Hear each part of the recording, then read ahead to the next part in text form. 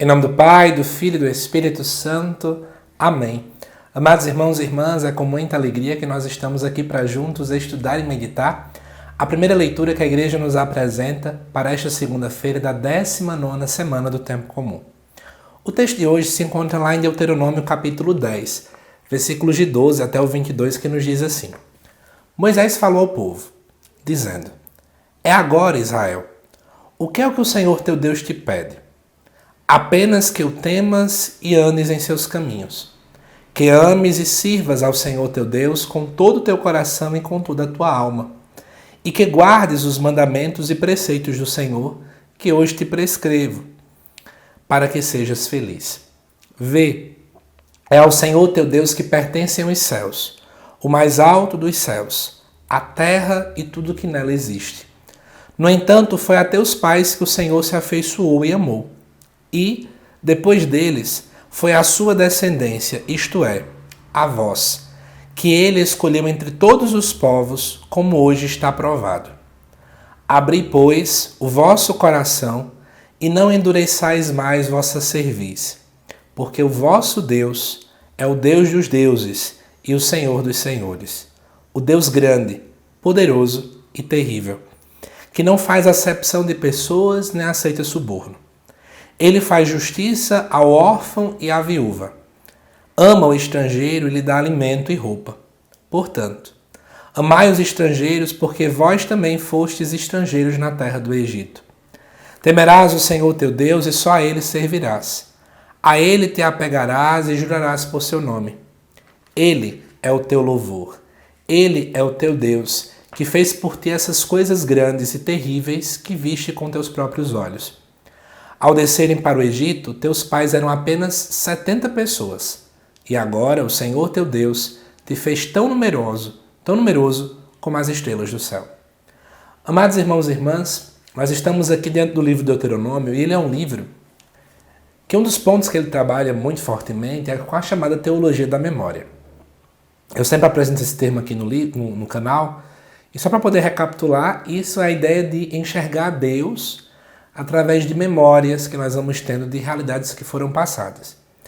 E este relato, desta primeira leitura, desta segunda-feira, vai extremamente nessa direção. Inclusive porque vai se lembrando, da onde Deus nos tirou, daquilo que Ele fez com cada um de nós. Mas eu quero chamar a atenção para algumas posturas que aparecem nessa leitura. O primeiro é onde vai dizer o que Deus pede ao povo de Israel. Entendendo que o povo de Israel justamente aponta para uma realidade que nós vivemos hoje no presente, que é a igreja, isto é, a igreja é o novo Israel, algumas coisas vão nos atraindo a nossa atenção, vai nos chamando a atenção. Primeiro é que para o povo de Israel só era preciso algumas coisas. Primeiro, temer a Deus. E o que é temer a Deus? Muita gente acha, porque essa palavra, ela dá origem à palavra temido. E quando eu digo que fulano é temido, é porque as pessoas têm medo de fulano. Nós sempre associamos a palavra temer a ter medo. Mas temer não quer dizer isso. Temer a Deus é mais do que ter medo dele. Não é nada nesse caminho. É ter medo de perder Deus. Então, por exemplo, eu quero seguir sua vontade, eu quero fazer o seu querer, porque eu tenho medo de me distanciar de Deus. Eu tenho medo de perder o céu. Eu tenho medo de não estar caminhando segundo sua vontade. Eu tenho medo de magoar o coração de Deus. É sempre nesse caminho. Então a primeira característica que Deus pede ao povo de Israel e também, portanto, à igreja, é que nós precisamos ser homens e mulheres tementes a Deus. Segunda coisa que é falado aqui. É preciso também que andes em seus caminhos. Ou seja, a nossa vida precisa ser uma vida que siga a rota que o próprio Deus estabeleceu para nós. Deus é de fato a nossa diretriz. É Ele que nos diz, olha, é para o lado de cá, é para aqui que eu projetei vocês, é para aqui que eu pensei vocês. Então esse também tem que ser o nosso norte da nossa mentalidade, ok?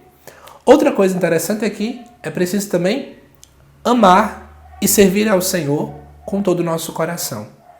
Então é interessante, O nosso chamado, já que Deus é amor, nós também somos chamados a amar e a servi-lo. E aí a grande pergunta é, como é que a gente faz isso? Gente, claro que, em primeiro lugar, é amar a Deus.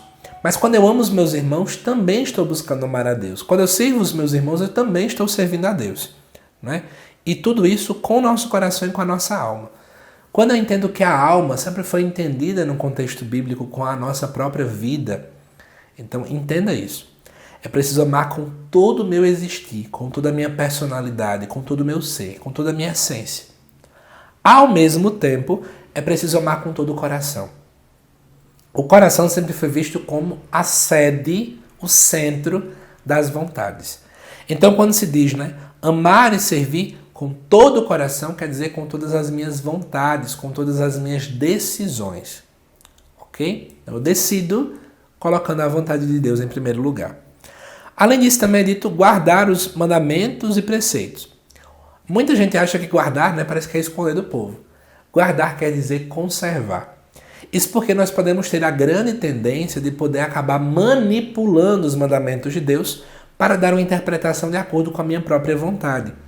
Então o próprio Deus também quer isso de nós, que conservemos todo mal de influências erradas. Depois, continuando, tudo isso aqui é para que nós sejamos felizes. A felicidade consiste em fazer a vontade de Deus. Felicidade não é ausência de tristeza, felicidade não é não ter conflitos, mas é, em suma, fazer a vontade de Deus. É isso que nos faz felizes. Eu quero finalizar este vídeo com 2 outros pontos que são colocados aqui na leitura. Um é que no versículo 16 fala de abrir o coração e não endurecer mais a vossa cerviz. Amados irmãos e irmãs, eu acho que uma das coisas que a gente tem que refletir muito sobre isso hoje é que nós temos corações muito fechados. Eu digo mais, muitas vezes o nosso coração está muito fechado por experiências negativas que tivemos com outras pessoas. Então, por exemplo, eu tive experiências negativas em um relacionamento. Então eu aprendi que aquela pessoa que me prometia tudo isso, ela era alguém ruim, era alguém que me magoou. Aí eu transfiro essa realidade para Deus. Isso está errado, tá bom? Não é o caminho certo. Segunda coisa é quando fala aqui, amai os estrangeiros, porque vós também fostes estrangeiros na terra do Egito. Achei interessante quando o autor coloca isso, porque a gente precisa colocar isso na nossa cabeça, A gente nunca pode esquecer de onde Deus nos tirou. Porque se eu começar a esquecer, porque Deus me tirou de determinada realidade, eu era muito assim, eu mudei. Se eu esquecer onde é que Ele me tirou, eu vou tratar as pessoas que estão naquele mesmo lugar que Deus me tirou, como se eu fosse extremamente superior àquela pessoa. Só que superior é a graça de Deus em mim, não é eu que me tornei superior. Eu sou o mesmo miserável, a pessoa necessitada da misericórdia de Deus. Então é sempre importante, nunca esqueça de onde Deus tirou você. Nunca. Nunca esqueça aquilo que Deus já fez por ti. Quando nós começamos a esquecer o que Deus fez e onde Ele nos tirou, nós vamos começar a ser homens e mulheres anestesiados.